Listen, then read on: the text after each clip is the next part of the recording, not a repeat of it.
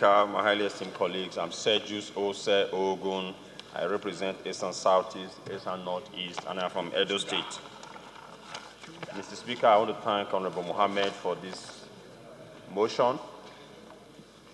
He has put down here what we have always said, and that ranching is the way forward, even in crop agriculture these days.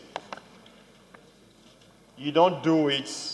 It's a modern business. We have all been taught how to do modern business.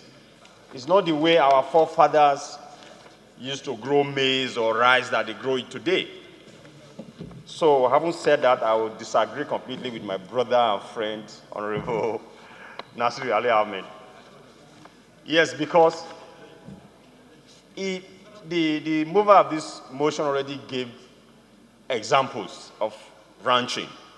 I will just add a little to it, that even the manure that Honorable Ali Ahmed mentioned is a business. So if you have the cattle in a ranch, you can harvest the waste, the dung, into manure and sell. Same thing with grass. Grass is business. Growing grass is business. Most of us have houses in the Western world. Did the grass just grow? You bought it, and then you laid it, and then you water it. It's a business. And today we are talking about diversifying the economy. We are opening up the economy.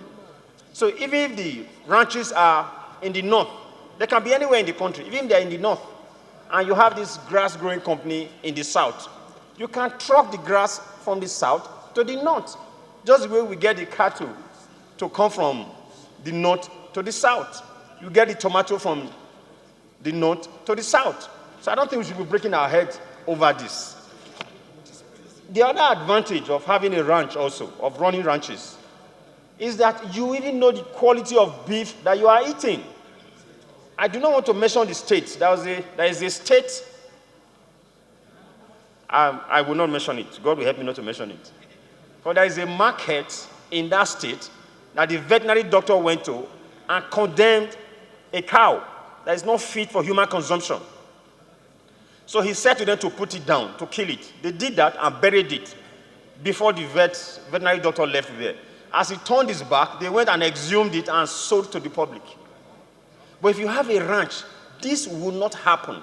You will know the quality of cow you are selling to the market because you will employ a vet, not just for that ranch. It can be running consultancy services for so many ranches put together. So that's you are generating employment. Like we're even talking about water. You can sink a borehole. How much is a borehole? In most parts of the country, borehole is less than 200,000 naira. You know, that's the truth. Yeah, go to Warri, go to River State. You can sink a borehole with 50,000 naira. So the point I am making here really, we should start beginning to tune our mind to modern way of doing things. Yeah, because even the Minister of Agriculture has told us that the cow we eat in this country are malnourished. You don't get enough, they don't have nutrients, you don't get enough milk from them. They trek from Zamfara to River State. At the end of the day, you are buying something that is of no quality. So, really, the future is ranching. But I would disagree with Prayer One completely. Because if you are talking about, the Minister of Agriculture did say that they clear bush or bushes for farmers. I have been applying for that since 2015. I have not even gotten approval to clear 1 hectare. So if the government wants to come into this, they can get, because again, another thing I must add, we are told that the cattle are owned by retired generals and rich politicians. So the herdsman, the Fulani man, is basically working for these people. Let's assume there is a profit-sharing formula where maybe when the cows give birth, they give them 1 or 2.